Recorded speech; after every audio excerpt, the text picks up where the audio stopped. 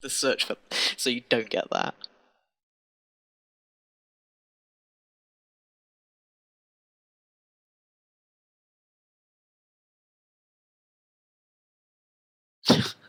I can't die.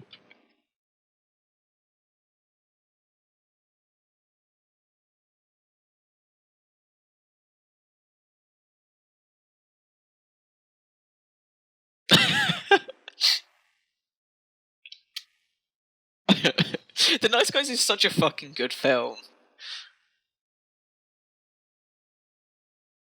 Dichroma. A rare blood disease many suffer from in the UK. Dichroma affects 1 in 7 adults aged between 24 and 26. What is he talking about? Jack, listen!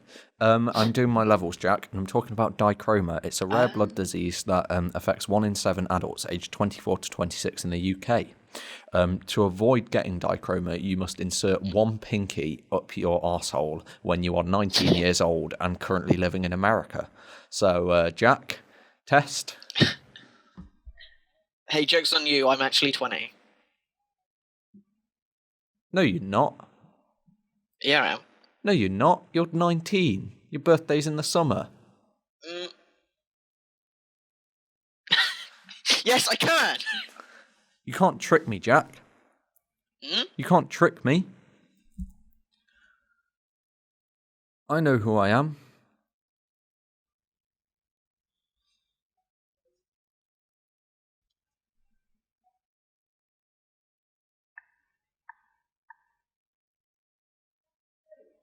What? Hello.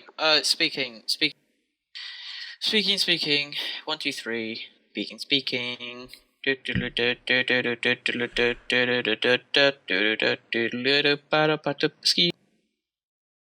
Bada ski, bada bum, bada ski, bada bum, ba bum, ba bum, ski, ba bum, ba bum, ba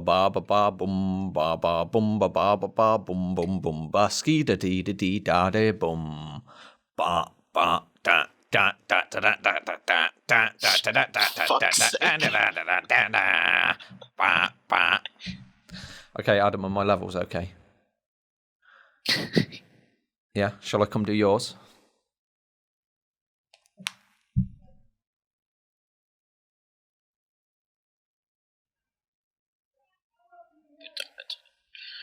Well, it depends who's talking, because obviously you're in the fucking, like, you're not in the studio bit. So I'm in the studio, Jack. Can you hear me? Jack, I'm talking now, Jack. I'm going to be talking about a film this week. Yeah, I mean, I can hear him, like, fairly okay, but not great. Like, can you turn up the speakers? Just turn up the speakers, like, as loud as they can go. Speakers are already as loud as they go.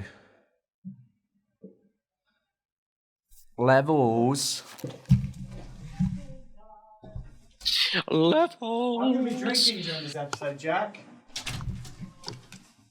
And you get to pick. I've got either Copperberg or I've got a special drink. And I can... Oh my god, it stinks in here. I'm going to have a little sipple. Yeah, a little tipple. Little tipple sipple. I am... this one.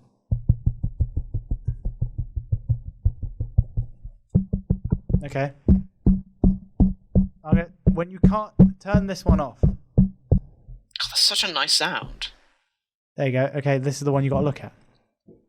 Look, all I'm saying is I genuinely believe that of the two films we watched, Little Miss Sunshine is the better of the two. Although... Oh, well, fucking 100%. Oh my god. Okay, sorry. I did...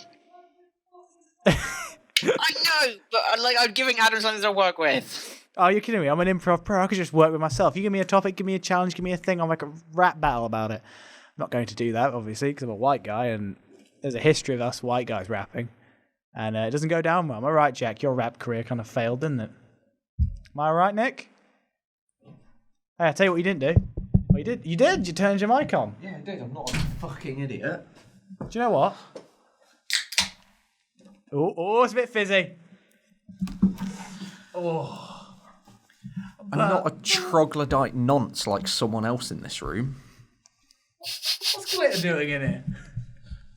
That's clever, that joke. Isn't Adam, can you turn up the speakers? Yeah. No, Is it my edit this week? I think so. Oh, well, I'm going to behave then during this episode. Yeah. What?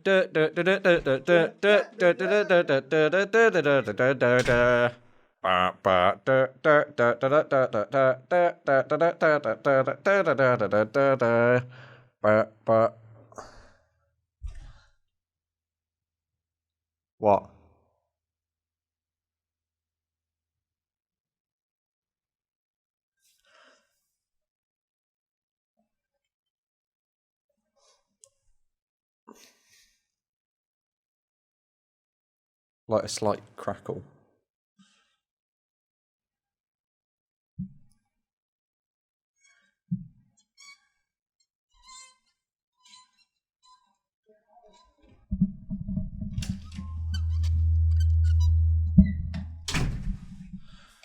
How's your headphones? Excellent, buddy. Thank you. Excellent quality headphones. Who you turning them Available now at squarespace.com. Does Squarespace spell With Squarespace, headphones? you can start your own website. How's your I'm trying to think of like press thing really going, Jack? royalty-free music. Actually, let's save that for the podcast. So we'll just chuck that in. What's Jack up to now? 10, 9, 8, 7, 6, 5, 4, 3. Oh, I need to bring up the films on my phone because I can't remember any of the actors. What are we going with first? What's his face is in it? Viggo Mortensen is in History of Violence, and I don't know how he was nominated. I haven't seen Green Book, but I don't know how he was nominated for an Oscar for it because he is shite in History of Violence. Jack, save it for the episode. 5, 4, 3, 2. Hello, and welcome back to the Bargain Bin podcast. I'm Nick. I'm Adam. And I'm Jack. Of course, we have the delay as Jack is living in America now. He's left us. He's joined the bad guys. What do you mean the bad guys? They threw our tea in the Boston River. You can't still be having a grudge over that. Yeah, we can. Anyway, this week, There goes as the American always, listeners. we're going to be looking at some 50p DVDs we picked up, playing a game, and having a discussion about some stuff we've watched over the past 2 weeks since we've been away. We've been off. Sorry about that. Me and Nick have been busy. Jack, not so much. Yeah, You know. Jack was on spring break, so it was like, let's record loads. And me and Adam had to make films and do production stuff. Yeah. Great films. Great films. One about films. Jesus Christ. The other one about A sneezing sneezing lady. girl. Anyway, the films we watched this week were Little Miss Sunshine and A History of Violence. So let's dive straight in with Little Miss Sunshine. Adam, take it away. Sploosh. Get it? Dive in? No, okay. We've been off for 2 weeks. I've run out of jokes. So Little Miss Sunshine, as a quick recap of this thing, it follows a semi-dysfunctional family, I guess you could say, as they travel from one part of America to the other. Can't quite remember the state. Albuquerque to LA? Yeah, Yeah. somewhere in California. As they're taking the youngest daughter of the family to a Little Miss Sunshine, which is a beauty pageant, which is something really weird about America. Jack, have you experienced any beauty pageants where you're out there? Have you been enrolled in any? No, it's not really my thing, to be honest. I also find it extremely weird. Yeah, so do I. That was a big talking point when we were watching the film. Was just kind of weird that it's quite a big thing in America that they still do this whole. Here's some kids. It was like watch the them whole dance. thing all along. It's like this fun family road trip with some dramatic moments, seeing how the family interact with each other and like come together. And then like the last third of it is at this beauty pageant, and the whole way through I was just like, oh.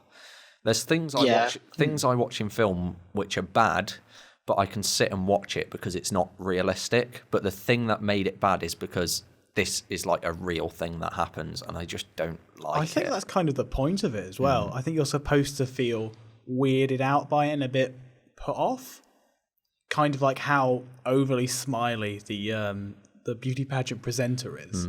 He's like really animatronic, very plastic, very big grins, and you're supposed to go, oh, I don't feel okay with this. Well, I think He reminded me of the presenter in the Hunger Games. Yeah, I get that. This film has got a great cast. The dad, played by Greg Kinnear, of Stuck on You fame, which we've reviewed before. It is Greg Kinnear. Toni Collette, who we spoke about last week or the week before. She was in Hereditary. Pretty good. Steve Carell plays like the uncle character. Steve Carell of The Office, US fame. Michael 40-year-old Scott. virgin. We love him. Love him so much. And Paul Dano played the kid. Paul Dano always plays kind of weird or mentally ill characters, like every role he takes. Has he been typecast? Which is kind of interesting. No, I read somewhere that it's a thing. he does, because he's had problems or issues with that in himself or his family in the past. So he chooses those roles in order to get a good representation across and to be a good actor. So that's good. he like always goes for those roles. And I like Paul Dano. He's great in Prisoners. If you haven't seen Prisoners, you should watch Prisoners. That's bloody great.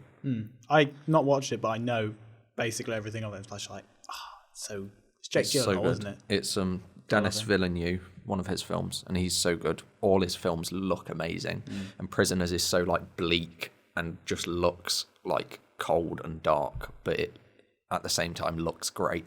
It's the complete opposite of this film, which is all colourful and fun. Yeah.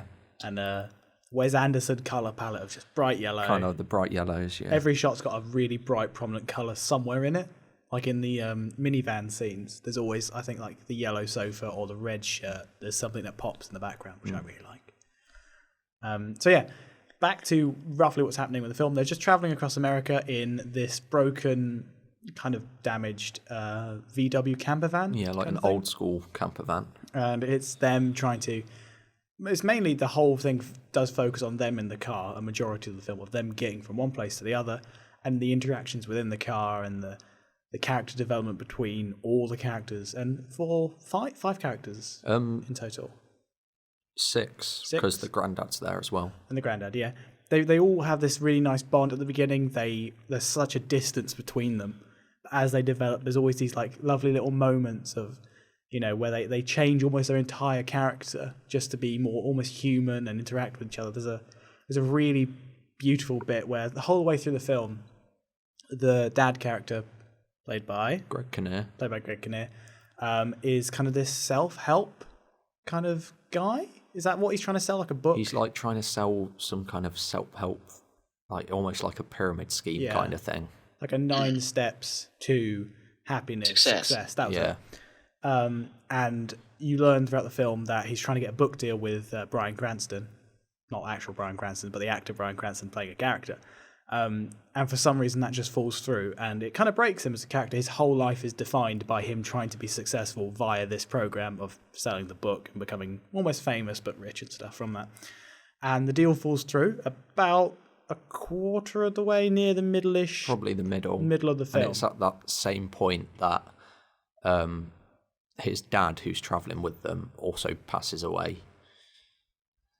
Yeah, it's round about that kind of area. About that same point. And it's a really beautiful bit where he gets back in the car, the father, and driving down. And, you know, his whole world's been broken, but he's still going to drive his daughter across America to do this beauty pageant that he doesn't quite understand and stuff. And his father, who's been quite distant to all the characters, I think, throughout that part of the scene, just climbs over all the seats and kind of like pats him on the shoulder and is like finally honest with him, like, I'm very proud of you. And those moments like that, which are really touching, are just scattered with all the characters doing little things with each other throughout the entire film. And I think it's really beautiful and really well done. Yeah. Yeah. Yeah. It was enjoyable. I enjoyed it. I liked the little touching moments. I feel like it's one of those small-scale films that makes everything feel big in terms of emotion. Like, they really dive into the characters. I went in expecting Steve Carell to be the main character and it to all be about him, but it really wasn't. It was about the family unit as a whole. And Steve Carell, he was involved, but not involved as much you would think he would be for his name. He is quite distant in that. But he does not carry the weight of the film, but there are bits where his character like development pushes people. At the beginning, he's like the view of the family, because he's the distant uncle that joins the family. And you kind of see the family through his eyes at the beginning, but then that kind of dwindles off as he becomes part of the family, and then you're kind of just viewing it. What about your thoughts on this, Jack? I thought Steve Carell was really, really good in it, and I really liked that, like, he played more of a serious role, because I've only ever seen him, apart from, like, you know, moments in the office where he's more serious, I've only ever seen him in, like, kind of comedic roles, and I really like the fact that he was in a pretty serious role. You know, his character, you know, goes through some stuff, and it's, I don't know, he was just really, really good in that, and just definitely, I really want to highlight the heartwarming aspect of it, because there are some really heartwarming moments throughout it that made me tear up a little, because it's just, I don't know, I really, really like this film. It was really, really good. Oh, thank God you got to that end, Jack. I've been meaning to burp all the way through that. Can you hear Jack through the wall and your headphones? Because I can. And I'm wondering if What? the mics are picking him up. Say something, Jack. Jack, say something. Me. Something. We're going to have to turn the speakers down. Oh no, but it's been a nice level. I like being able to actually But hear we you can guys. your voice is coming through the wall and like going onto the mics. Keep talking to me, Jack. Keep talking. I'm gonna keep on talking to you. Keep on talking to you. Keep on talking to you. That's fine. Okay. Hopefully that doesn't sound Jack, what was the last thing you said? too bad. You just was it like really Jack touching said he moments? cried. Cried a bit. So have a go at him for that. Okay. And we're back in the room. You big gay. No, I am the big gay. yeah, I've got to admit, there are moments where you're just like, oh, at the beginning it's quite like a bleak starting off point. I was really like, I thought this was going to be like a feel-good film.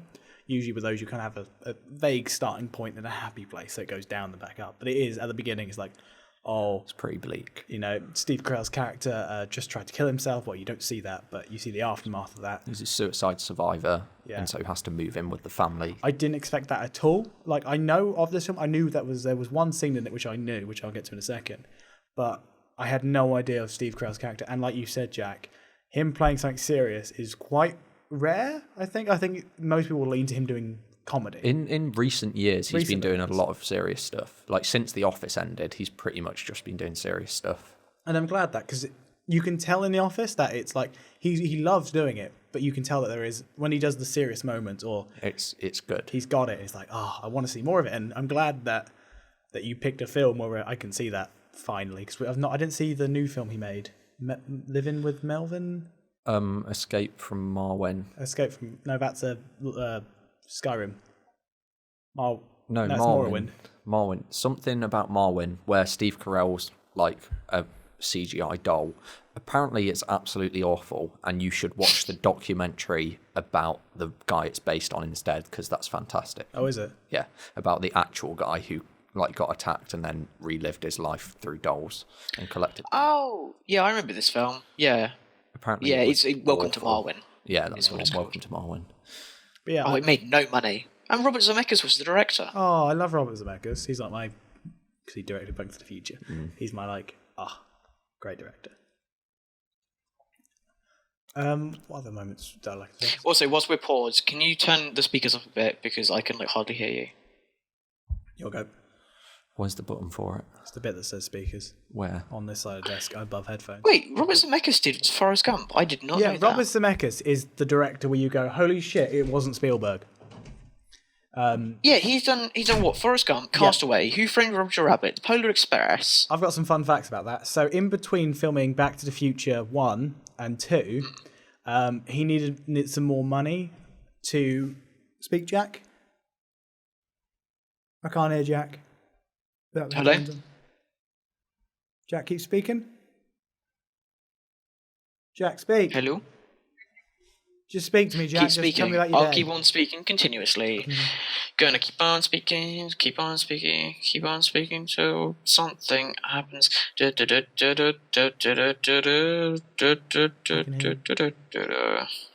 can hear him.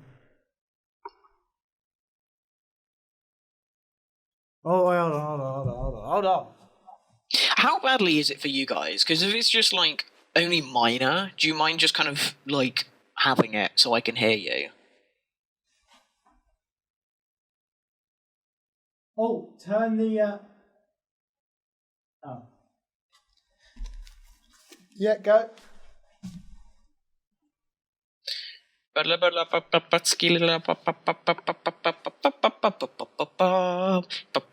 I'm training my singing voice. You can tell just how wonderfully it's going. I love using this newfound talent of my superior voice elect. I don't know what the fuck I'm talking about.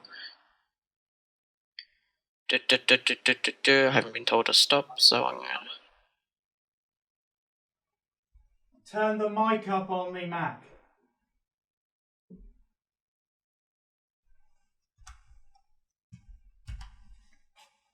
Hold on, Jack. I'm coming back. I'm going to tell you the rest of this fact because I love Robert Zemeckis, and if I ever get to meet him, I think I could die happy. So, in between filming Back to the Future 1 and Part 2 and 3, because they filmed them nearly back to back, he needed some more money, so he just decided, I'm going to make Who Framed Roger Rabbit, which became one of the most successful CGI live-action animation matchups in the history of film. And it's the only film that has ever starred both Disney properties and Warner Brothers properties ever. In terms of Bugs Bunny and Mickey Mouse shared the same screen time. Which is kind of cool. Jack? Hello? Yes. Just wanted a reaction from that. I thought it was a good fact.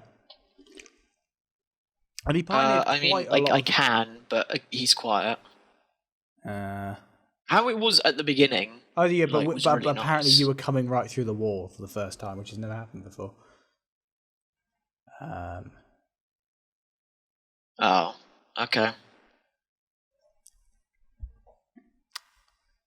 Might have to, we could get some speakers and then, put the speakers next to the Mac. Yeah, bless me. I mean, to be honest, how many more are we actually going to do whilst I'm in America? Maybe, 3 to 5? Yeah, because you're going to be back third year and then we're going to be ramping through them. Yeah, to be honest, what we could also do is potentially, if we're there... I was going to say, when we're in Milton Keynes, if we're still doing that, we could just film a couple, we could do, quick succession, and then just have those as, backups for the first, we could do we'll just some have those as backups just in general, so that if we ever need to, fall back on one, we can do. Yeah, we can do that. We could probably film at my... When does John Wick come out? When does John Wick 3 come out? End of May. End of May. Well, I reckon, I don't know how likely, but my old media department, I know the teacher in there, and I'm wearing his shirt basically. He wears the exact same clothes. We're that close. We're like that. I reckon, can I borrow the studio? And we could just maybe record one in there. It's the same setup as this, and arguably it's a little bit more soundproof. So we can see that. If not, Lily's got some. Because that'd be great, and we could maybe record 3 of them or something. We can do I that. don't know. Do the John Wick just one. watch a shit ton of films. Yeah. Before we get to there, and then just be okay, cool. We're gonna we each pick 2 films or something. Yeah, there's a CX in Milton and then we Keynes just as well. film. So we can do a few. We can sleep We can on do your stuff sofa. like that. Yeah. What point was I on? Does anyone remember where we were? Roger Rabbit. No, that was what we're talking. It was Welcome to Marwen. Welcome to Marwen, Steve Carell. Holy shit! This was Robert So we can just Zemeckis. end that point. The point was pretty much ended. Was this Robert Zemeckis? This film? No. No. How did we get onto Robert Zemeckis? Back to the Future. Oh, who cares? Welcome to Marwen was Robert Zemeckis. Oh right. Oh yeah, and then Robert Zemeckis is just one of those directors where it's he makes everything you think someone else made, and he doesn't get enough credit, even though he's so rich. But yeah, I love him. How long have we been going, do you think, with this big cutout? 10 minutes. 10 minutes, okay, we can keep going about this. Who was your favourite character in Little Miss Sunshine, Nick? I really like the granddad. He's really funny. He was funny, cool dude. I want to be like him when I'm older. I can Not shooting up heroin. Yeah, I was gonna say but that. just that being like an awesome old man. kind of cool, doesn't care what people think. Yeah, a grumpy old man who doesn't give a bleep. Yeah. Jack, what about you? Jack, sweetie. Welcome to the section of the podcast where Jack can't hear us. Sorry, did you ask me something? Who was your favourite character in Little Miss Sunshine, Jack? I really liked Paul Dano's character because I really liked that.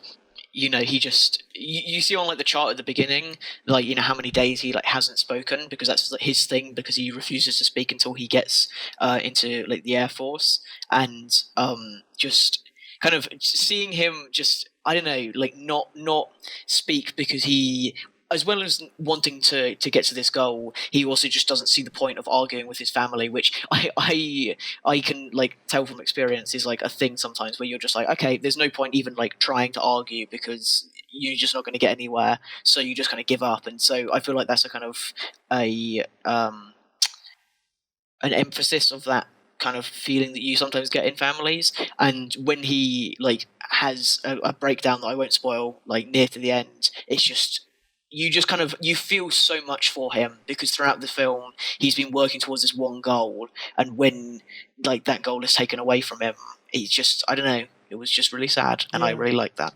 I've got to give him credit, because if you are in a film where up until about halfway through, near to 3/4 of the film, you don't speak, that is a hard sell. And especially you got it's all facial stuff, it's you writing down what you're saying, and he's delivering that. And there's timing, there's emotion behind it. It's not, some of it's funny and it's like, oh, I get it. He's great. I like Paul Dano. He's so good in it. I mentioned Prisoners. Have you seen Swiss Army Man? Oh, I have. Swiss Army Man is so bizarre and weird, but yeah, Paul Dano that is genuinely great. one of the weirdest films I've ever seen, and everything that just happens in it, yeah, I've seen it's so very, very I'm weird. still not sure I understand Daniel Radcliffe is it. great in it though. There's a good like how to whatever the horror guy who explains it. I was like, this is so weird. How are you supposed to understand this? Yeah, someone, you don't understand it. It's like a Soviet propaganda film. You don't get it until someone sits down and gives you a lecture on it. It's good though. But yeah, Paul Dano. I like Paul Dano. Do more stuff, Paul Dano. If you're listening. Going to spoil this film? I mean, I don't think so. I don't think we should. Much to spoil. I just wanted to talk about that scene with Paul Dano.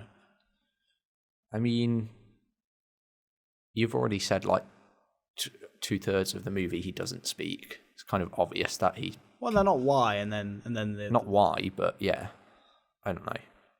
You do what you do, you Adam. Jack, rule of 3. What? Sorry. Shall we talk about some of the spoilers in the film? I don't feel that we need to spoil. Okay, we'll go around it. We'll go around the spoilers. Let's talk about the beauty pageant, though. Let's go back to that. Go back to why it's. Can I interject with a fun fact quickly? Oh, of course you can. Choose my role. I don't know whether you even need to include, but I just thought it's a fun fact. So Paul Dano is actually married to a woman called Zoe Kazan, which I had never heard of before, but the day before I watched Little Miss Sunshine, I watched a film called The Monster, which wasn't very good, but she's the main character in that. So I thought that was a really weird connection. And she's been married to him since 2007, which is a really long time. How old is he? Paul Dano, this film was made in 2006. Oh, okay. But if he's got one of those baby faces. Yeah, he has got a baby face. He don't normally age. plays quite young. He must be what? Early 30s, mid 30s? Jack, quick guess. 34. 34. I'm going with 27. He is 34. He is 34. Did you Okay. Jack, you looked it up. That's cheating. And cheaters never win, Jack. But yeah, beauty pageants. So weird. So What's going on, weird. America? This is where we address America in Dressing the up like little girls in like swimwear and having them like dance and pose. It's just awkward. It is and weird. And like, I mean, like my face throughout all of it was the same face that I pull whenever there's a rape scene in a film, that I just don't quite know how to react, and I'm just kind of sitting there just letting it play out in like kind of disgust of what's going on. It's so weird. If you should watch, even if you don't watch the show, It's Always Sunny in Philadelphia. There's an episode where the characters in it make a beauty pageant, and it's like a commentary on the whole beauty pageant system in America and how weird it is. That's a funny episode that takes the mick out of beauty pageants and also has like the subliminal message under it, which a lot of Always Sunny episodes do. That's a good one to watch. Recommend that. It's so weird. Like, it doesn't translate across the ocean. Yeah, I don't think there's a UK equivalent. There's talent competitions, but there's nothing in terms of like the swimwear section, or stuff. I mean, you get that with like, there's no Miss America, Miss UK stuff, is there? Probably, but it's probably not. It as probably Not as well is, yeah. like ingrained, I guess, into our culture as it is in what we see in the American ones. But it's so bizarre. Who were we talking about when it came on? We were trying to remember. Honey Boo Honey Boo. Boo Boo. Yeah, the whole Honey Boo Boo reality thing. It is weird because it's never the kids. It's always the parents. The parents are the weird ones. That you always like. Oh, you've had an unfulfilled childhood. But luckily, this film's not like that. No. It's very much. I guess it's more of like kind of countering the stereotype. It's the little girl kind of wants to do it. It's more like self-empowerment in a way. Kind of. Which Because like one of the big plot points is that the little girl is like quite fat as well, quite chubby, and it's like one of those things of overcoming that, like overcoming seeing that as a negative thing and not caring anyway. Oh, that was a big one. That was a big one. I really like that. There's so revolving around that idea is the dad, the character played by Greg Kinnear. Greg Kinnear. Love Greg Kinnear. Of Stuck on You fame. James Gunn's favourite twin film. Brought it back. I was going to save that for the news section. Oh no, well, it's his news as well. He's got every part to be in this show.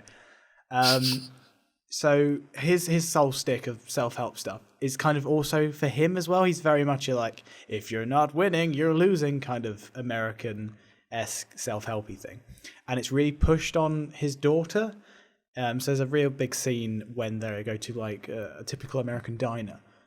And they're all ordering breakfast stuff. And she orders like waffles and ice cream. Yeah.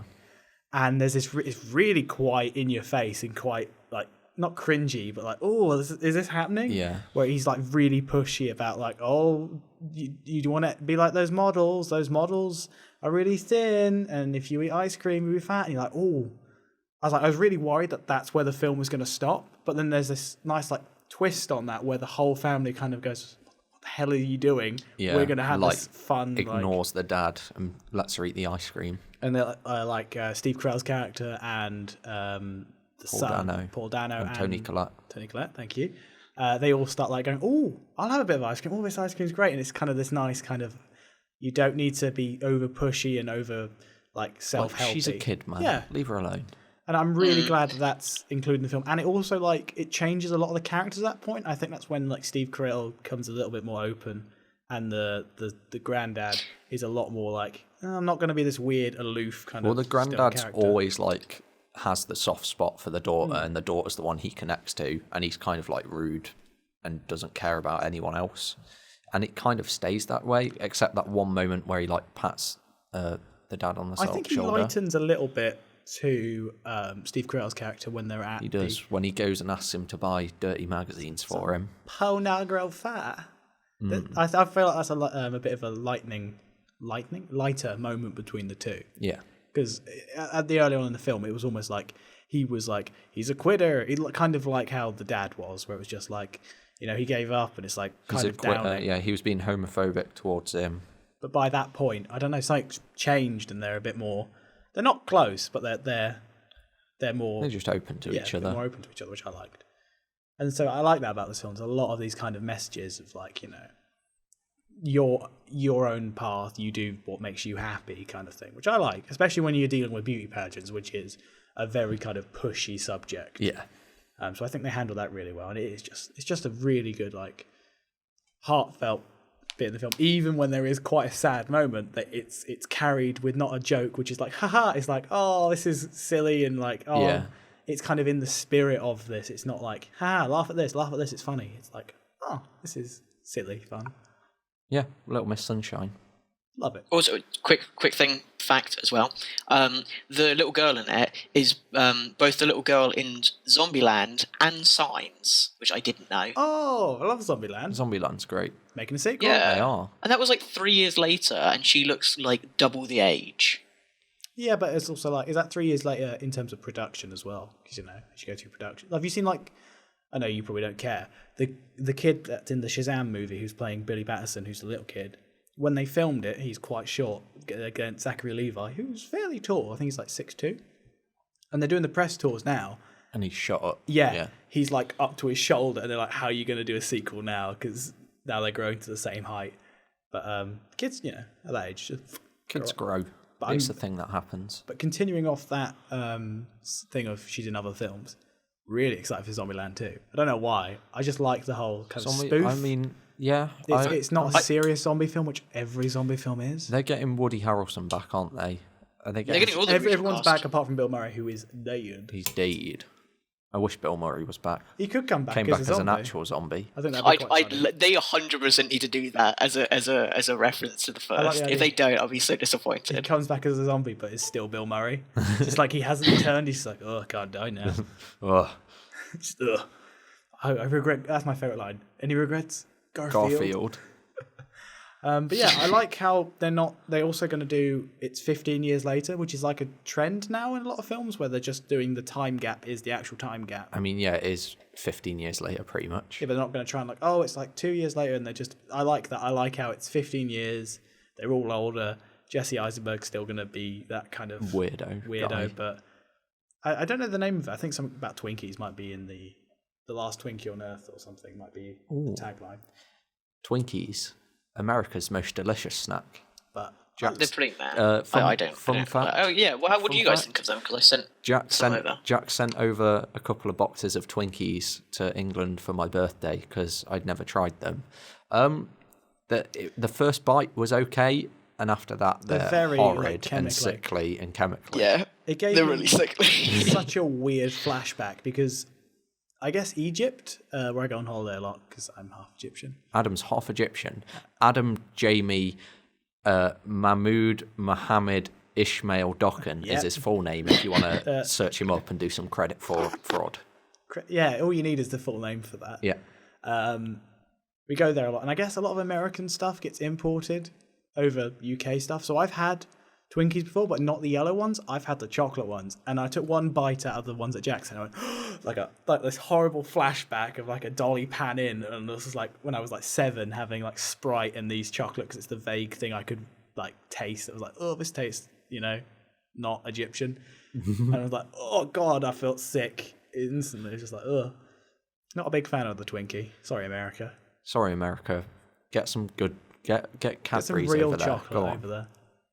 Real milk. What's That's what all they this don't use. They Reese's use like, Reese's peanut butter things? What's that? And Hershey's. Hershey's taste like vomit. Just get Cadbury's. Come Well, on. they have Cadbury's, but they bought. I don't think they have Cadbury's No, there. but I they have bought not seen it. a Cadbury's. No, they haven't got it. But But have they just bought out Hershey's, then continued to produce Hershey's the exact same? yeah, they've bought So there was a big palaver where a US company did buy Cadbury's in like the early 2010s ish, that kind of era, and everyone was complaining that the chocolate was going to taste different. But they didn't change it over here. There's still some of it's produced here, so it still uses our how we make chocolate thing. Yeah. But the ones in America where they rebranded, they've just like gone to how they make Hershey's, which is with I think it's actual milk powder. They don't use milk, so that's why it doesn't go off so quickly. That's why it tastes like vomit. Sorry, America. America, you're trash. Yeah, pretty much. We're taking it back. Anyway, Little Miss Sunshine. Think we all enjoyed it. We all loved it. We all loved it. Honestly, loved it. I feel like it's going to a become nice one of these heartwarming romp. maybe one of these like comfort films for me. I think whenever I'm like, oh, I want something that's going to make me feel happy, I might watch Little Miss Sunshine. Even though it's sad bits. You know what time it is? It's time for our patented bargain bin rating system. Yeah, we got it patented now. 2 weeks off, and they gave us the patent. So, Jack Goodman of the Bargain Bin podcast. How many out of 10? How many beauty pageant contestants would you give this film? How many what? Sorry, you cut out. Out of 10, Jack, how many beauty pageant contestants would you give this film? I give this film 9 overly smiley and creepy beauty pageant contestants out of 10. Thank you, Jack. They were like wax dolls. Now I think about it, like those weird mannequins. Yeah. Also, kids doing talent. Let's just stop that, shall we?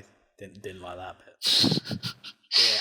Stop dancing as well. It's wrong on so many levels. Adam Dokhan of the Bargain Bin podcast.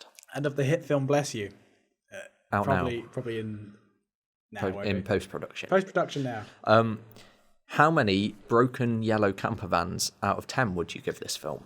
I would give this 8.9 broken yellow camper vans out of 10. Thank you, Adam. Nick Harris.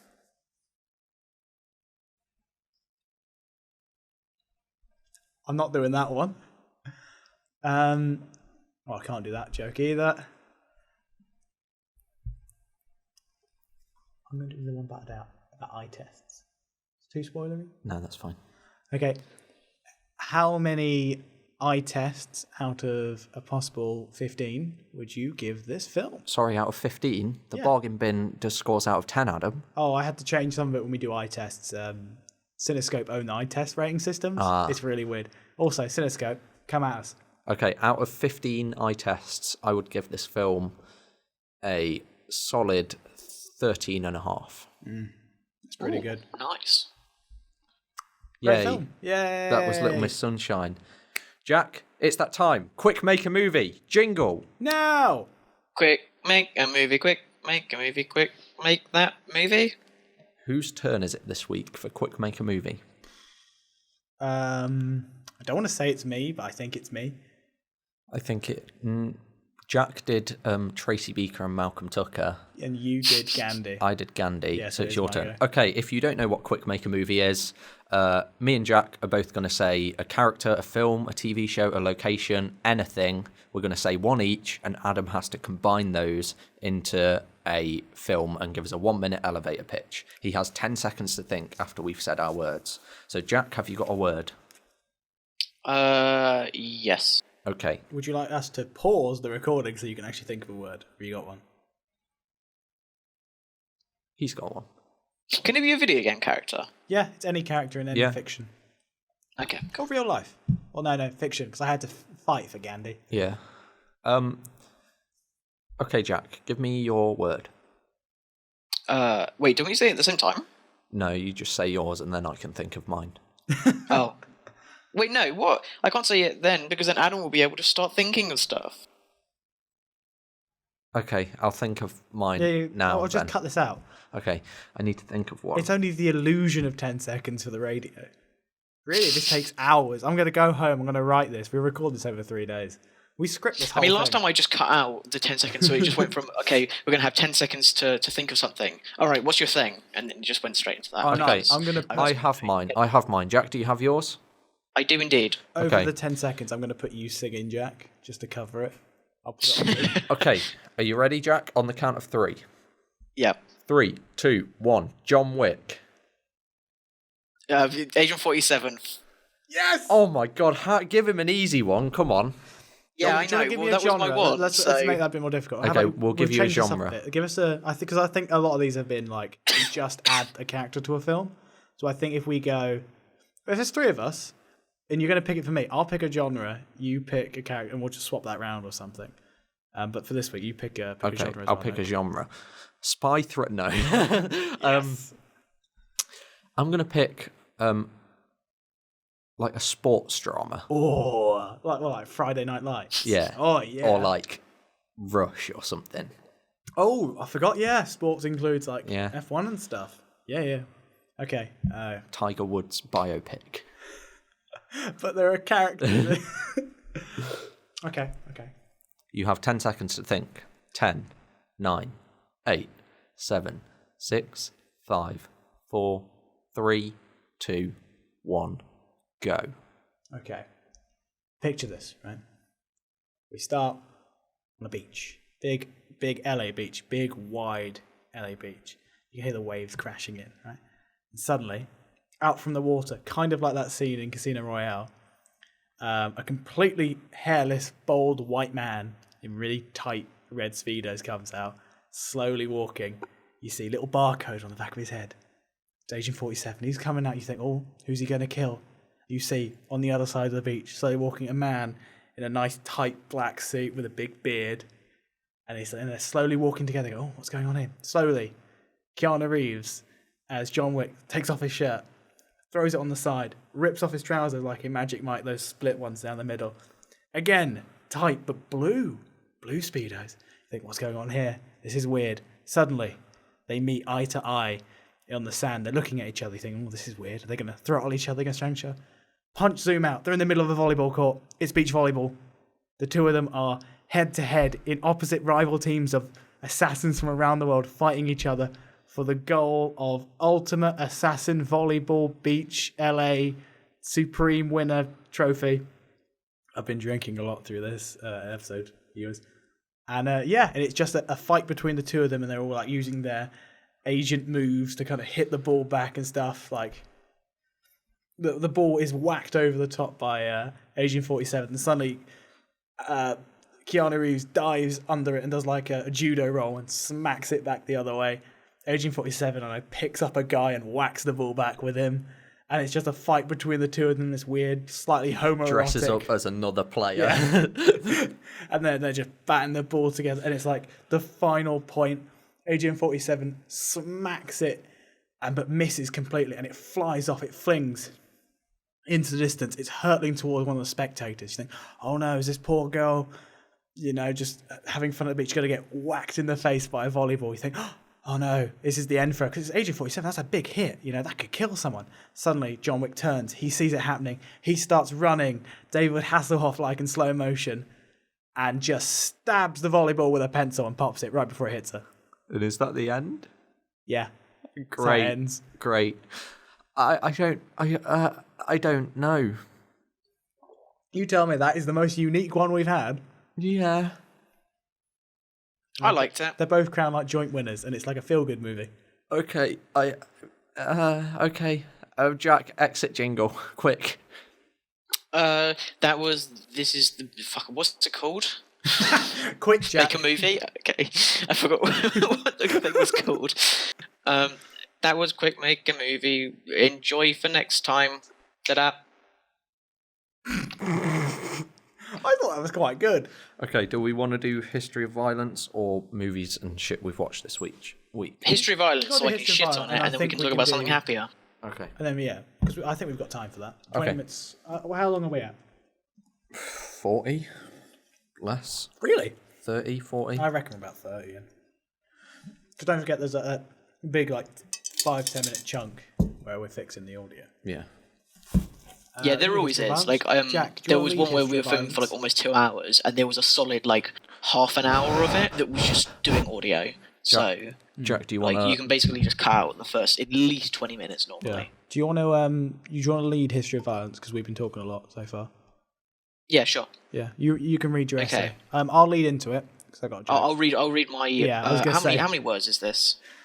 Did you let out of that and you just did the jingle, right? Mm-hmm. Well, that was our patented game. It's probably the best game on student radio. If you like it, tell us about it. It's thebargainbin@gmail.com. I don't think that's actually the email address. I think I've been saying it wrong, but just aim for that. We'll put it on Twitter at some point. Yeah, be on Twitter. Follow at the Brayford Radio. At Brayford Radio. Or Phantom Cheese C, which is mine. I post a lot of the stuff for the show on that. I'll probably make a show Twitter account at some point. At some point we will, if we ever get round to it. I'll get round to it. I think someone else has already got the bargain bin, so I have to call it something weird and wacky. The Bargain Bin Boys. With a Z or something. The Rent Boys. Rent Boys, which was the original name for this show. The original name for this show was the Rent Boys, as in renting DVDs, but we weren't allowed because it's not PG enough. If we don't explain what the joke is, we're allowed to say it on radio. I think that's basically what Ben's told me about the jokes we use. All right, that's fine. So yeah, Rent Boys, really funny. Velma. Can't explain that. Can't explain that one either. Well, we can do. It just doesn't go on the podcast version. But I don't want to put it on the uncut version because we've got dignity. Yeah. Yeah. Well, if you find us in the street and you see Nick, look him dead in the eye, shout Velma, and when he stops crying with laughter, he'll tell you what that means. I'll tell you what Velma means if you ever meet me. And you'll know when you meet him. Speaking of meeting, we're doing a fan meet-up. Oh my God. We're not. We're going to America. No. We're not. Oh, here's a possibility. I'm going to chuck this one in here. Might go to Finland. Might go to Finland. Does Jack know about this? Yeah, I told him, Jack, did you sign up for the Finland thing? No, because there was no information on it. It was like, just sign click up it, here. Just click it and do it. Like, I'm not just going to sign up for it knowing nothing about Jack, it. It's like a Digimedia workshop in May that you have to do, and then if you're one of the 10 people that do it in May, you get a free trip to Finland to do it again. All expenses in Finland paid in October. Like flights, all expenses food, paid. Yeah, everything. Flight, food, hotel. And when on my form I wrote, it's like, oh, what can you bring to the table skill-wise? And I just like, I'm good at Digi. I can do all this stuff. And then it's like, well, I might as well. Graham's going to read this. It's focusing on like interactive TV stuff, so like doing a Bandersnatch type thing. So yeah, cool. Quite fun and stuff. And we'll be. Did you both sign up for it? Yeah. And so I put in my sections like, I'm good at Digi, I can do compositing and stuff. And then underneath that, I was like, let's have some fun with this. I'm terrible at Digi, but I can do all like the creative stuff and make the story. Yeah. And write the TV show. Don't worry about it. I put in mine at the bottom. It was like, so Graham, I know you're reading this. Me, Jack, and Nick have an excellent working relationship, and we work really well together. But also, we have a podcast, and I think it will be really good publicity if you take us, all three of us, on board on this trip, so we can have an international episode and raise awareness of this course. So hopefully that sells. And if you could write that in yours, Jack, I think that would really work. And tell Graham he can be on the podcast. Oh yeah, we're going to get some guests. Have you two both signed up for it? Yeah. Yeah. I sent it on the chat if you want to have a look at it. But just sign you for should it. have just got an email from Graham about it. Because when is it as well? May some point. May You'll be some back. point. Yeah, but that's the thing though. Like, I don't know, like when in May, because if it's like a day after I get back, I don't really want to No, I think it's make the trip up to Lincoln It's for a day. Mid to end of May. yeah. And you can just And live it's in like our it's house. like a 5-day thing. Yeah, it'll be a 5-day thing. And Oh, just live okay. in our house. I'll get the key off Michael, and you can sleep in Michael's room. Yeah. We sleep on the sofa like the dog that you are. He did that once, and I came No, downstairs. just take and he Molly's was- key and just stay. He was like, stay in her so room. cold and like not wearing glasses and all pale from the cold. I was Aw. like, "Oh, Jack, I'm so sorry, but this is really funny." Right. Lead in to History of Violence. Tangent over. Excellent podcast. Well, well, that was our patented game. It's pretty funny. It's probably the best thing on student radio. And I agree. Oh no, we've done this bit. Better than Cinescope. We've just realised we've done this bit before the just lead in. Yeah. So yeah. Also, yeah, Cinescope.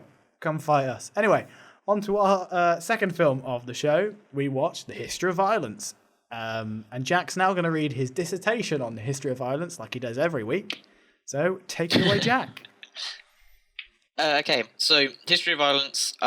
It's directed by David Cronenberg, so I expected really good things from this because I really like The Fly, and in fairness, that's the only other film I've seen of his. But he's like a well-renowned director, so I was that the expecting one? good Just things. to interrupt And you, I that really the one didn't with- like this film. Is that It the one was with awful. Jeff Goldblum? So it's about this like family guy Yes, who it is is Adam. stalked by these mobsters after like killing two like robbers who try to like rob his restaurant, and because of it he gets featured on TV, and they come and stalk him because they think that they know him from like the old days back back 20 years ago or whatever. It's a fairly intriguing premise, and it keeps you kind of guessing, but the main thing I just hated about this film was the acting and the writing. The acting is awful.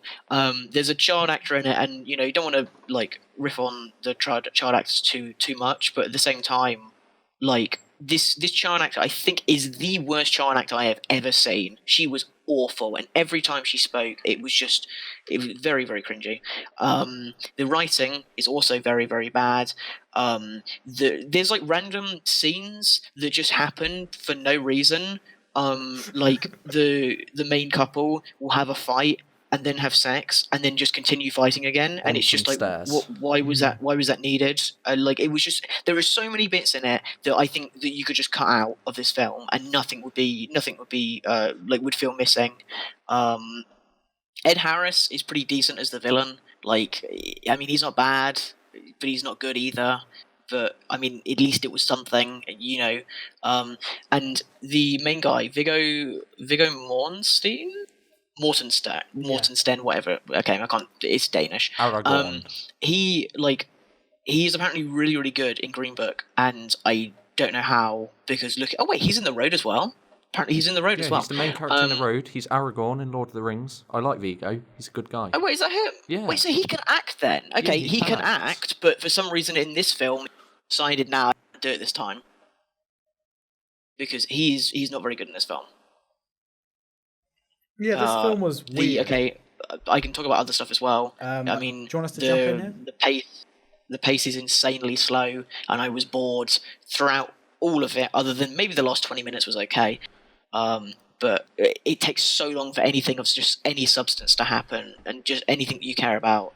The intro, I guess, is okay as well. It's like an intriguing setup, but apart from that, it's just so many scenes of just nothing. I liked the practical effects. I'm a big fan of Oh practical yeah, effects. they come out of nowhere. Yes, I was going to say that as well. In That was the- literally the next thing I was going to say. The title is A History of Violence, and there were some very violent moments in it. It's like it was used really sparingly, but when the violence happened, it happened, and then they showed like the aftermath with like practical effects. And I just think practical effects are really cool, and they were quite gruesome, some of them. Yeah, practical. The only thing I'd have to say about them is that I thought the sound effects that went with the violence, so like gunshots or if he like hit somebody, they were really bad. So the guns would just sound like they were being fired in like an empty room. So it was really tinny. And then if he hit somebody, it sounded like a stock sound effect. But the actual like practical effects themselves were really good, and the cinematography was really good as well. Yeah, there are some really was cool well moments. shot. The opening shot, the long take of the car, them getting out of the car, yeah. that's really cool. That really Yeah. set a weird precedent. I was like, oh, this is like, I thought the opening was going to be, we're going to follow these two awful people. I'm like, oh, I hate these films where you just have to watch the bad guys just get away with it. And we're going to spoil the film because basically, I think how we should do the show is we spoil the bad one, not the good one. Yeah? Yeah. Okay. Anyway, we follow these two guys and you find out they're the murderer peoples. They're the bad They're guys. like low-level mob enforcer people, Yeah. I think. And they go around just doing a bit of killing, and you think, oh, I'm going to follow these people throughout this film, and I'm just going like, they're going to get away with it. I'm not going to enjoy it because I feel bad. And then, they do some killing, and then they end up robbing, like Jack said, this guy's store, and they get deaded by him. And it's weird to feel relieved when you see someone get shot. It's like, oh, thank God I'm not having to follow these people around. I felt the complete opposite way about it though, because I thought that it could have been like a really interesting, just watching these guys be terrible all the film, and then eventually like at the end get their comeback, that kind of thing. But it I was was really strange disappointed when they that just like. It was almost like every quarter of the film there was a new villain. Yeah. Because I told Nick after he had shot the two guys in the diner and done that thing where he glasses someone with a mug of boiling coffee. When you see that really gruesome effect after he gets shot in the head, like you see it pulsing and stuff. The guy gets shot through the door. I thought, Yeah, that was really good. It's like, oh, okay. There's no big bad anymore because they were set up at the beginning. Like, here's the bad guys. Okay, so these are bad guys. Okay, they're dead. I guess someone's going to come and avenge them. And then Ed Harris was the guy that came and avenged them. And you see Ed Harris and you think, okay, this is the main bad guy for the movie. But then you get 2/3 of the way through and he kills Ed Harris. Shot, yeah. And then you're like, well, where does it go from now? It is strange. And it's very loose because then every third there's a new bad guy. Right? And Ed Harris really like, oh, he's going to be the big bad. There's going to be like, I thought this was like almost like a proto John Wick. Like I thought that's where this was going. Where it's like Ed Harris was going to come, kill the family, and then this guy who was, spoiler, was witness protection, changed identity, whatever, was going to come back. Ex-mob going to come back and kill him with a pencil. You were the craziest guy in the mob, kid. That's what he said at the end to him. And it isn't. He's just like, the family's fine. He kills Ed Harris. Well, he doesn't kill Ed Harris. His son does. His son kills which is Ed kind of Harris. like a cool twist. I like that. Son's an awful actor, by the way. He was terrible in this film. Oh, but didn't you like it All when he the acting in basically this film was awful. Spider-Man won the bully? Yeah. I was yeah. telling Nick all the way through it, was going, oh, we're going to watch this kid. I liked how at the beginning, like, he was not taking anything from the bully and kind of got away with it. I liked that, because that's like a bit of a subversion of every other American film where it's like, oh, the bully. The only thing with that is I don't understand how he didn't, like, beat him up earlier. Yeah. Because he just... It took 2 seconds to put that guy on the floor. Like it took no effort by him. So I feel like he would have done that at some point beforehand. Like I don't know. Maybe that's just me. I did like that come up into it. Was like, oh, we're gonna have one of those scenes where the kid's just gonna get kicked in the stomach over and over, and then the whole school's going, oh, but his dad was this cool action hero, and the kid's rubbish. But no, the kid just kicks a guy in the nads and then repeatedly punches the other one in the ribs over and over again. He's like, "Ooh, this is quite intense. I like this." Kind of like, oh, bit of a twist. But then the kid comes back round again and just point blank shoots Ed Harrelson. with a rifle, and that's kind of like a satisfying-ish A moment. rifle. It was a shotgun. Shotgun, sorry. In my head, I was thinking, Blasted why did his people chest off. why do people have shotguns when you can have like rifle-y things? But anyway, Yeah, I did wonder with the shotgun. Like, I feel like it would have cut him in, but yeah, he should have shot the I dad. don't know enough about Also, he got guns. shot in like the main character got shot kind of like almost near the heart. No, it was on the other side. Was it on the other side? Yeah. And he was just like, he just walks that off a little bit. He's fine. Yeah. Oh, but there is that. I believe it's that scene where he just stands on someone's neck. Is that scene? No, that's at the that's end. later scene. But But yeah, because after Ed Harris dies, and you're like, where does this go from now? it's literally an end. Like it feels like it ends. He like goes back to his old mob boss, who's It's like his brother. He goes back to his brother. Yeah. Goes back to his brother, and like tries to do a deal with him or something to not get anyone else after him, even though Ed Harris was another Yeah, mob they weren't boss. They weren't connected. connected. And then for some reason, his brother orders people to kill him, and it didn't really make sense. No, I guess the dialogue he was saying was like the brother, because the main character was so John Wicky and crazy that he killed so many people that it ruined the other brother's chance of becoming the head mafia boss guy. Yeah, I guess, or like something like, we're gonna kill you so they know we didn't send you after them and we're not involved. Something like that. But he takes out this room of 3 guys, and like one of them he just punches to the floor and then stands on his neck, awful, yeah. and the guy's neck like explodes and spits blood everywhere. It's Weird, like it's really placid, this film, and then there's some like hyper violent, but the hyper violent has no impact. Yeah. Like when people get shot, it's either you get shot and they fall over, or they get shot and they explode. But there's no like in between where everything's what you would expect. Like when he glasses the guy at the beginning with the mug. With the mug, you don't expect that to do much, and then he gets shot in the head. And you don't expect that, but then you see the prosthetic, and it's awful. Like his nose is coming, but then you see a guy get shot later on, and it's just like a squib going off. There's no consistency, so everything feels really disjointed.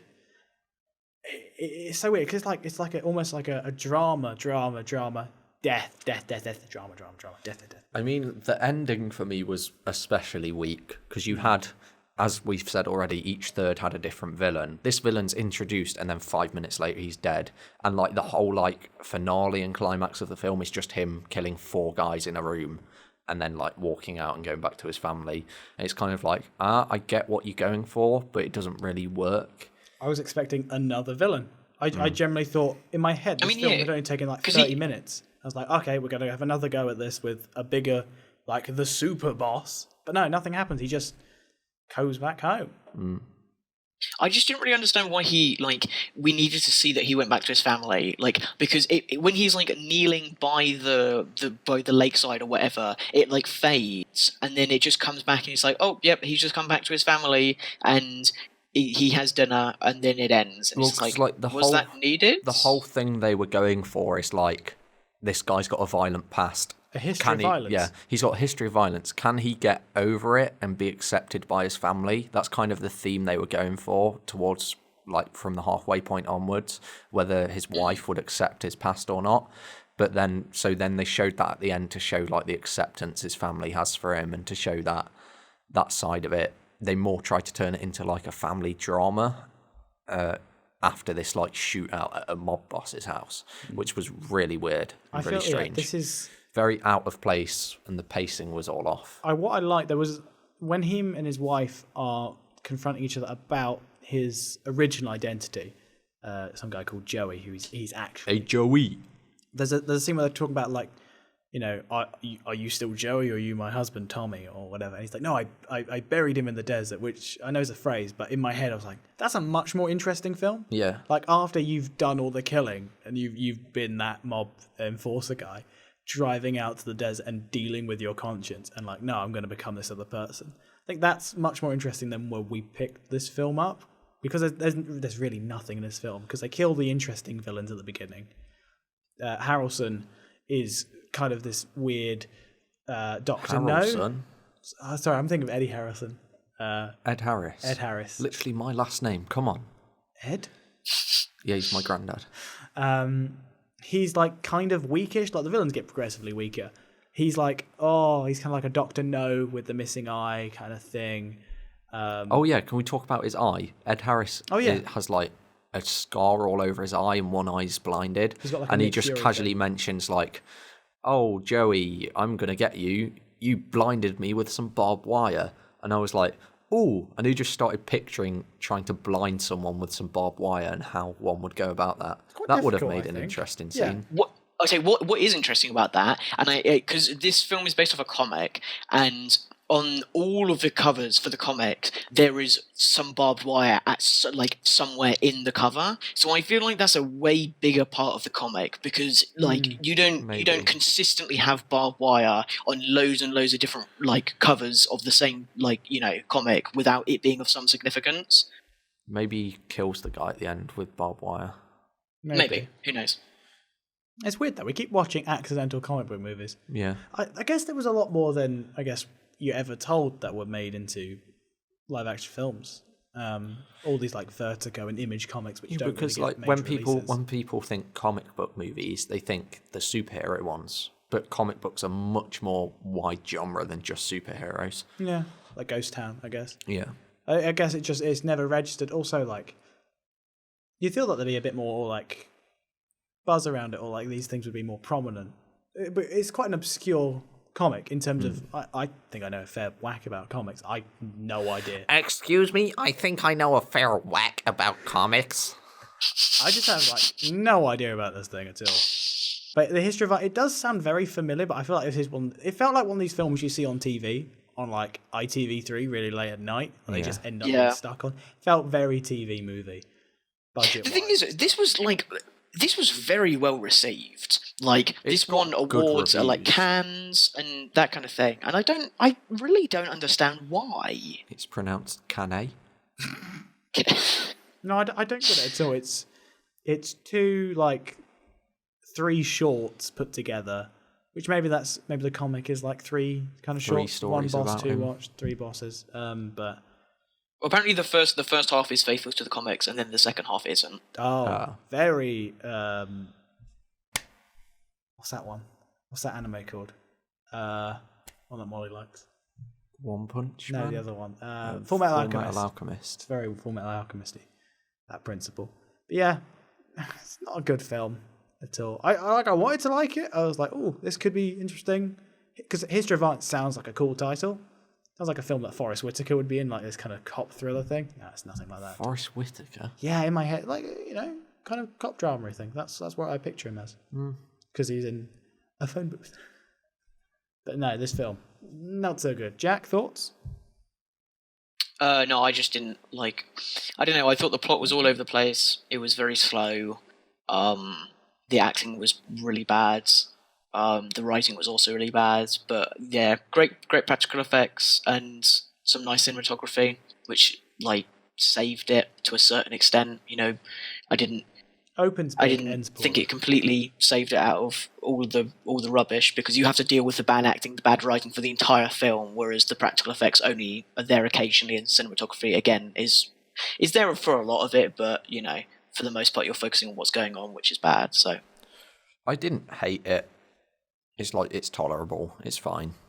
There's so much potential, and it's wasted. Maybe like a TV series on this, because you can have the 3. You can have the 3 different arcs. villains. But it's missing so much, and there's almost no potential in it at all. Yeah, that's the shame. It's like, oh, nah, not even worth that.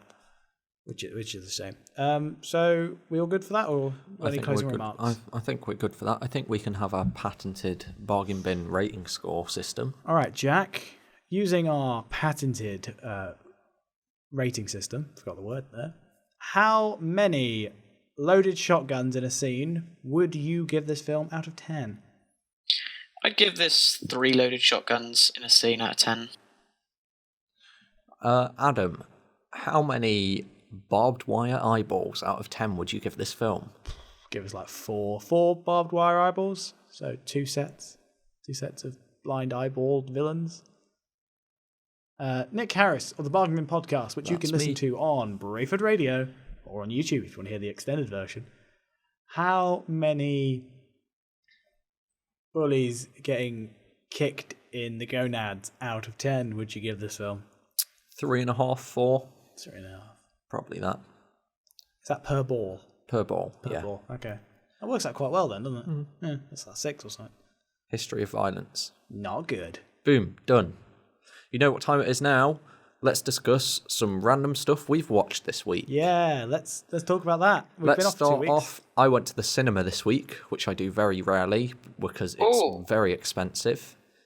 I watched Us, Ooh. the new film by Jordan Peele, writer and director. Half of Key and Peele. He is half of Key and I'm Peele. very curious to see what you think of this. The writer and director of Get Out as well. I was really intrigued with Us when I first saw the trailer, and then I didn't want to hear or see anything else about it. I wanted to go in blind like I did with Get Out.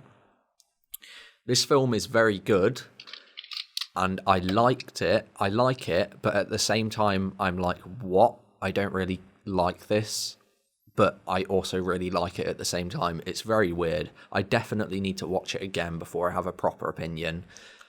But yeah, it's a good film, and I did like it overall. But at parts, I was like, "What? I don't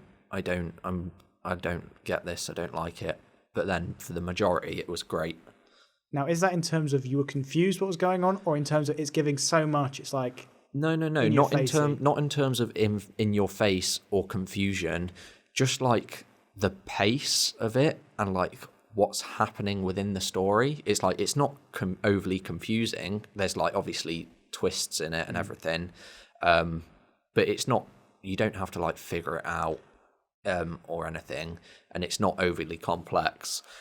But it's just like the beats of the story. It's so not conventional that it's kind of strange to watch, but it's good. I will say that the music in it was really good. The soundtrack was really good, and also don't go in expecting like a conventional scary horror. It's more of like one of those slow burn creepy horrors. Not to get too cinescope on this, but would you say it's not style of substance, but it's closer to? It's so strange and stylistic that it's less narrative. No, not at all. Not at all. Okay. I'd say it's the same. It's like the narrative is the thing as well as the style. It's not style over substance. It's really hard to describe. I really need to see it again before I form a proper opinion. But soundtrack great. Acting wise, the main actress is Lupita Nyong'o, who was very good. Elizabeth Moss is in it. She's great. Winston Duke is in it. He was great. Acting wise, very good. Story, pretty interesting, pretty good. Nice twist. Creepy, not scary, but creepy throughout. Gave me the heebie-jeebies at bits. But yeah. Have you seen it, Jack? No, I haven't. No, I haven't seen a film over here, to be honest. You've not experienced an American cinema a lot of the time. But yeah, I recommend Us. I do want to watch it. It's weird. I'm not a big fan of horror films, but I give him quite a lot of credit for what he does, because it's not just I really hate jump scares because they get me because I'm pathetic, and I want something that makes you think in a horror film, and I give him a lot of stuff to Get Out, which is really kind of like, oh wow, this is kind of cool. It's weird, and then it goes super weird, but it's still believable. Like he nails that kind of leap in logic. I don't want to, like, people are saying, is it better than Get Out though? And I don't really want to compare it to Get Out because they are different beasts. But I did like, because Get Out, the whole like reason for making the film and the whole plot revolves around like racism and like black people's rights and stuff, which is really important and I really liked. But I was worried that Jordan Peele was then going to like do that for every one of his films from now on. And when I saw the trailer for Us, I was like, it's fine if he uses this as another example of like how race is important and everything, but I don't want that to become like the one note that all his films are based on. So I was really glad like the race isn't even mentioned at all. It just happens to be a black family, which I thought was, it's like, it's not good or bad. It's just a thing that I was like, okay, I see. He's not fallen into the trap of making the same point in every film, even though it is a very important point. He's not Neil Blomkamping it. No. It's all about not Neil Blomkamp, where every film is apartheid. Okay, that's good. Again, I do want to give this a watch. But it's apartheid with robots instead of aliens. And prawns. That's better, right? Did a prawn impression there. Yeah, you didn't see Adam's prawn impression. It's pretty good. That's spot on. I can imagine it. So this. I like to just. I'm just thinking of that now. Glad that makes you happy, Jack. So yeah, go check out us. This week, well, not this week. I think last week I went to go watch Captain Marvel. Yeah. I had fun with that.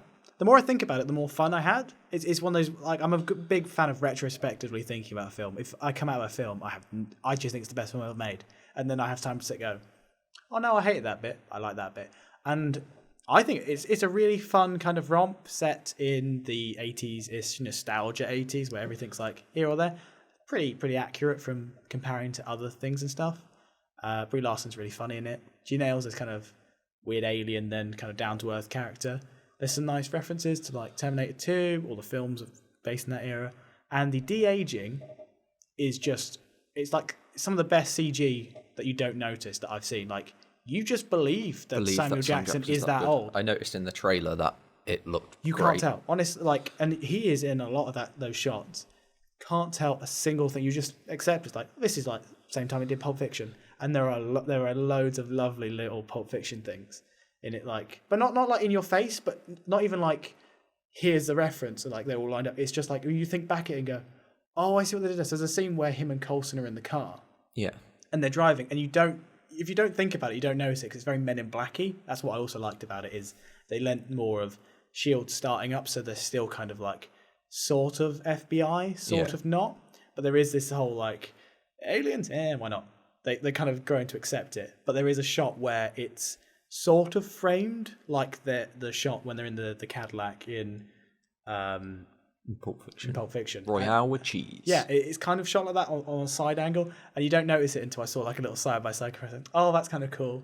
Or there's a shot where there's a conversation between the Skrull, which are kind of the main antagonist characters of the film, where he's drinking like a slushy drink, and didn't even register it at all, but it's the same cup color as what Sam Jackson drinks in the infamous scene with the Bible verse. Say what again? Yeah, it's that, but it's Sam Jackson's not holding it, which I'm glad. It's not like he's doing the references. It's someone like else little is who's got the character for. I can accept that. It's really good fun as well. Like, I was worried it'd be very Green Lantern-y in terms of the Air Force thing, but what it is, it's the Green Lantern thing, but done well. Like all the Air Force stuff is fun. There's a lot of like Top Gun-y vibes to it. The cat's called Goose. It's kind of cute. There are some fun bits. There are some like dodgy. I know you haven't seen it, and I don't think Jack's seen it. Yeah. Nope. Okay, so I won't just explain it to you because people have watched this stuff. There are some bits where you're like, oh, it's a bit tropey in terms of overcoming the power and stuff of like the villain struggle. Yeah. But the twists in it, I think, are really well because of how, major these characters are in terms of the Skrull in the comics are described as like the villains, and these people are described as the archangel hero-y types, and there's a lot of play they do in this film in between that of like the grey areas and stuff. And Jude Law's character is really fun in it. There's a really fun kind of weird off thing about him. I think it's really well done, and the colours as well. It's not drab, which a lot of early Marvel films kind of lent into because they were going for that realism. And then but after the first Avengers, it all went colourful. Yeah, after they were going for that Dark Knight. It's real but superheroes. With this one, it's like, here's the colours, because she shoots like these energy beams and stuff from her hands and stuff. So there's lots of bright spectacles and stuff. It's really, I think it's quite nicely done. Everyone has their nice little beats and stuff. Coulson's not a big part in it, which I thought he would be. I thought it would kind of be more of like less Fury and more Coulson, because I really like him as a character and an actor. But it's almost like the roles are reversed, like in the first Avengers, how Coulson was kind of this kind of young. Did they de-age Coulson? Yeah, they do, but he's quite young Yeah. already, like compared to Sam Jackson, how you look at him in the films and stuff, and you look at him in like Pulp Fiction. That's where all the budget went in. But he's only in it for, I reckon, about 10 minutes, Coulson. Right. But you couldn't notice. Maybe if you lined them up side by side. But I think it's a really good film. And all those people complaining, it's like, oh, it's with feminist propaganda. It's not. It's just a great film with a female character who's done really well. She's funny, very kind of humanizing, and then superhero at the same time, which is great. And I'm very excited for the other Marvel films they're pushing with female leads now. Now Black I know Widow. Black Widow. We mentioned that the other week. They've released who might be the villain in that. Who's a really kind of weird out there villain who's called Taskmaster. Don't know if you've. I've heard of him. He's the one. Oh, he's in the Spider-Man game, isn't he? He's on Dave. Yeah, he's on. It's Greg Davis. They've got Greg Davis in. Yeah, he's in one of the Spider-Man games, I think. So he's the villain that's all in white with like a hood. It's got like a skull mask, skull for a face sometimes. It has a shield, and his like power is he can see someone's fighting style, copy it in a minute, and then fight you against it. That's why he has Captain America's shield and uses that against him.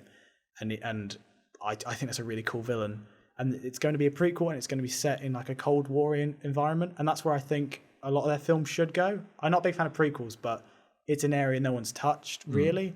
And instead of going in space, here's all these things. I like a kind of grounded, kind of like how Ant-Man was, where Like it's a not small scale. It's small scale. That's what I think these heroes Or like are really one where good for. it's not like Not the end of the world. Yeah, Yeah. like the reason why I stand by that Winter Soldier as the best Marvel the best movie is because it's like a spy thriller. It's not a superhero movie. Yeah, and it has those cliches of superheroes, but they're not the important thing. Yeah. It's all about discovering things and punching people and like cool like Soviets. It's so good. But this one is a good fun romp.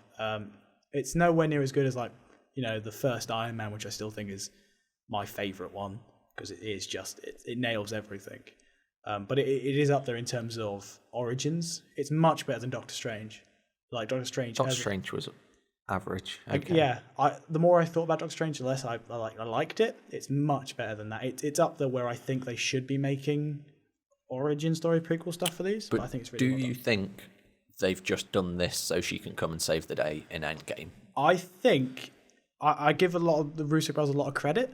I don't think that their writing and how they do so many characters, I don't think that they would stoop to such a level of here's a character who can win everything. Yeah. She is powerful in terms of like how it's shown and stuff, but I don't think relatively compared to all the, I think it meshes quite well. She's kind of Works like quite well with them. like another Thor in that kind of like maybe like a Thor and a Hulk kind of thing. Nowhere near that kind of powerful, and I think giving them a lot of credit, they can balance that really well. And I think she's not overpowered at all. Okay. Captain Marvel, recommend? I would recommend. I mean, you have to watch them because I mean, yeah, I'll watch it before Endgame at some point. it is worth it. It's not one of those ones where you can skip. Yeah. Well, you can easily skip. Yeah. I've heard that you don't need to watch it before Endgame, so I probably No, won't. she's it only sets it up in terms of this is who the This character is who is. the character is. Yeah, It's I not just like- think it's all I not need like- to know is that she's basically Superman. It's That's not it. There like you go. Black Yeah. Panther where like most of the film when it's on Earth is set in where Black Panther's set. Yeah, That's like if you went into Infinity War without seeing Black Panther, you might have been a bit confused. yeah.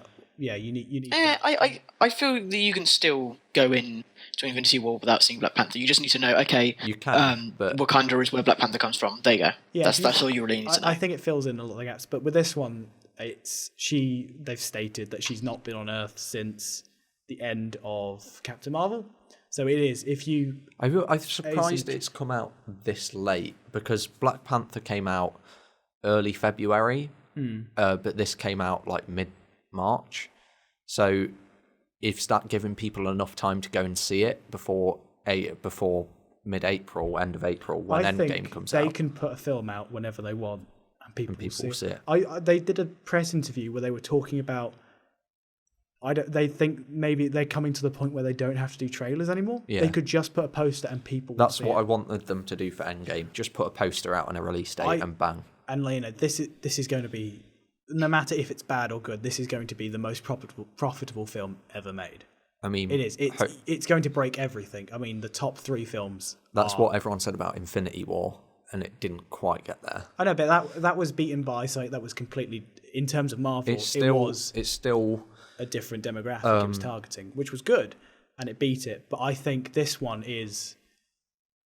I mean, I would hate to be a film that was anywhere like in like 3 weeks of this release. Yeah, because no one is going to see anything. So I think a lot of NAF films are going to be pushed out that week. Nothing is going. I'm willing to put money on it. Nothing's going to beat it, and it will be the highest grossing film of the year. It will definitely of the year of all time. I think it'll it's beat going to go Infinity straight War. up there. What is Because the highest grossing at the Avatar moment? is the highest. Is it still Avatar? Titanic is second, and Infinity War is third, I believe. I think it's going to take the top. It will hit the top 3, and I reckon. Although, fun fact: if you adjust for inflation, Gone with the Wind is the highest with like $3 billion or something. Oh. It just like annihilates everything else if you adjust it for inflation. Has there been Has any of them broken $1 billion yet in return? Yeah, I'm pretty sure. Yeah, I don't know, but over its run, it has. I mean, I think this one was going to reach $1 billion the fastest, and it's going to. I'll be amazed if it doesn't knock at least Titanic out of second. Yeah, I will genuinely be like confused because this will be. It's going to be a monumental film in terms of the industry. This is like 15, 16 characters sharing 3-hour screen time. Credit to writing that and directing that's some news. Screen time over 3 hours. And also, while we're on the subject of Avengers, James Gunn has been rehired James for Gunn, Guardians friend of 3, the podcast. which is great. Which is great. And if you've read any of the interviews or any of the press releases, Disney were never looking for a replacement. Yeah, they were just like, we'll waiting. just let him cool off and rehire him. But then he signed for Suicide Squad 2, so they were like, no, we have to wait longer. Yeah, which is okay. I like the period of time because James Gunn, Guardians 2 takes place about 20 minutes after 1. Yeah. I like the idea that we're going to have some time. Maybe have new characters in it, because the Guardians get swapped out. They're like Power Rangers. Yeah. They get swapped out quite a lot. And I think it'd be quite interesting to him start again with some new people and maybe a new kind of feel to it. Maybe. Or maybe keep like Chris Pratt so you could have the 80s, the songs and stuff, but I some think new it or added characters. It'll be set before Infinity War, I think. I think it'll end with them like coming across. Oh yeah, there Thanos' is quite a lot of space time in between the two. But I it's think gonna be amazing. it's going to be like an interesting thing though, where the kind of rest of the Marvel film. Wait, are you guys talking? No, No. we let you speak. Okay, sorry, because I don't know, because you've been like cutting out quite a lot, so I don't know whether you stop speaking or whether you're like in the middle of speaking, but I can't hear you. So I kind of try to talk when I can. But I think that after Endgame, it's going to be really interesting where the rest of like Marvel films go, because I don't know whether they're going to like start building up another like massive event with the I can't remember what they're called. The like Celestials. creation people. Yeah, the Celestials. What? They're called the Celestials. I'm just going to assume you said a name, and yep, that's the one. So I don't know whether they're gonna start building something up with that, because I feel like they need to have another thing that they start building up to, because I don't know, I feel like it works so well with this that they need to do something similar, and maybe they could do like another Civil War, except with like when they actually have the X-Men in it, and it's like an actual civil war as opposed to like 6 people fighting against another 6 people. Well, the good news is because they've the acquisition has gone in, I think last 2 weeks, they've bought all the properties they want off Fox, including all of Fox, and cancelled every other X-Men thing. Which means we're gonna get a Marvel Cinematic Universe X-Men at some point. We're gonna actually get Wolverine in the costume. Hopefully they don't do what they did with Spider-Man, which is with Spider-Man, they just went as soon as they got the rights, they were like, right, boom, Spider-Man movie. I hope they wait and let like the almost kind of the memory of the other X-Men movies fade a bit. Yeah. Like wait 3 or 4 years and then do an X-Men and do it really well. What we're gonna get is after Endgame, we're gonna have another gap like they do at the moment where they're gonna have films, but time-wise, there'll be a gap where they don't set any films here, so they can fill that in later, which they're doing. And there'll be like mutants are starting to appear because of Endgame. Something's happened. Yeah. I think my prediction is that Endgame is going to end, and they're going to have a new threat. I think maybe if you come back from the snap, it gives you like a mutant gene, but not everyone. It's like a chance. There's so do you remember the That'd be one that really was set cool. on the Marvel New Mutant? No, Inhumans, which was apparently the worst thing ever made. There's a thing in the comics where you can randomly become an Inhuman, like a chrysalis forms around you, and you come back with powers. I think they're going to do that, but with X-Men, because everyone's forgotten the Inhumans exist. Yeah. I think that's where we're going to go after Endgame. I think Endgame is going to end with a Galactus-esque huge villain, which I think would be really cool, because now they own it. Just do the big, dumb, giant alien who eats planets. But Endgame's already finished. Yeah, but like a credit scene. Like the shawarma scene in the first Avengers wasn't filmed until 2 weeks after it was released. That's why Chris. 2 weeks after it was released. Yes, after it was done in the Chinatown screening. Oh, right. They went back and filmed it. That's why a lot of the characters are hiding half their faces because they've got prosthetics for their other films on. But I think that's where we're going to get with that, and we're going to have X-Men. And we can do... There is a second Civil War comic book, by the way, Jack, which has a load more, and Captain Marvel and Iron Man are a big player in that, and the X-Men are. So I think if we're going to get one, we'll get something like that, which would be a lot cooler. It's not a very good comic book, but it'd be a bit more interesting, I think, in terms of dynamics. Long grabs.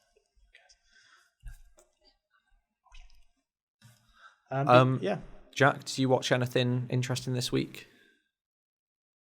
I have, but I can barely hear you guys. It is awful. Okay, trying to listen for the last 5 minutes. We've has got- just been like Do you want to just quickly it's just say been what you jiggly gotta say? We've got a and then run. silence for 10 seconds, and then I go to speak, and then it's just We've got a run soon anyway, so I'm just going to mention one TV show very quickly and recommend it, and then wrap up, if that's all right. Okay.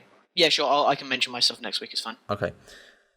So yeah, Captain Marvel, that's a recommend. Captain Marvel and Avengers stuff. One thing I've been watching a bit of is Love, Death and Robots on Netflix, like an anthology animation series. Every episode is a different animation style, all about love, death and robots. Really good, recommend that. I don't want to say too much about it, but go watch it. But yeah, that's David Fincher's a part of it. Yeah, Oh, David fantastic. Fincher. He's an exec producer, so he's got nothing to do with it, Yeah, basically. but if he's involved in it, he must tweak something. It plus his name all over it, so I Yeah. assumed it was something. It's like, David Fincher did this. Oh, like House and of I was like, Cards. oh, cool. So I went to look if he wrote or directed. No, he just put money in it. That's fair enough. I mean, if he's putting money in it, he must trust it. Yeah, he trusts it, but it is very good, though. So recommend. And I think that's about it for this week. That was weird. Oh, that's weird. I like that. I like that. Anyway, that was Bargain Bin episode 9. 9. I think. I've been Nick. I've been Adam. I've been Nick. I've been Adam. I've been Nick. I've been Adam. And I've been Jack. Okay, thank you for watching, listening. Listening. Listening. Radio. We'll see you soon. We'll see you next week for the double digits episode. Yay, 10. big 10 birthday party. Woo! Bye. Bye, guys. Bye.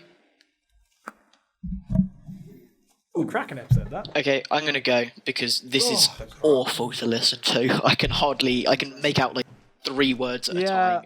I mean, I'll try and think of something. It's just because it was bleeding through the walls. I don't know what you said.